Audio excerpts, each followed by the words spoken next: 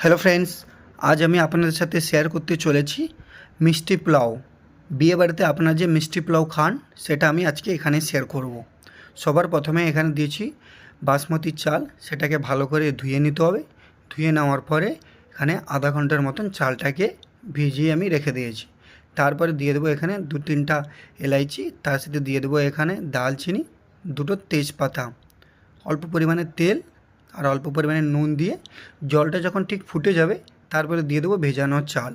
চালটা দেওয়ার পরে যখন ভাতটা এখানে বা চালটা যখন পুরোপুরিভাবে সেদ্ধ হয়ে যাবে, অল্প পরিমাণে ভিনেগার দিয়ে সেটাকে স্ট্রেনারের সাহায্যে স্ট্রেন করে সাইডে ঠান্ডার জন্য রেখে দেবো। তারপর একটি প্যানে দিয়ে দেবো এখানে পরিমাণ মতন ঘি, তার সাথে দিয়ে দেবো গাজর কুচি, সেটাকে ঘিতে ভালো করে ভেজে নেওয়ার পরে আবার বিনস দিয়ে সেটাকেও ঠিক ভেজে নেব। অল্প পরিমাণে গ্রিন পিস দিয়ে দেবো। তারপরে দিয়ে দেবো এখানে ড্রাই ফ্রুটস, ক্যাশিউনাট, আলমন্ড আর অল্প পরিমাণে কিশমিশ। ভালো করে ভেজে নেওয়ার পরে এগুলো দিয়ে দেবো এখানে সেদ্ধ করার চালটা ভালো করে দিয়ে এখানে দিয়ে দেবো অল্প পরিমাণে চিনি।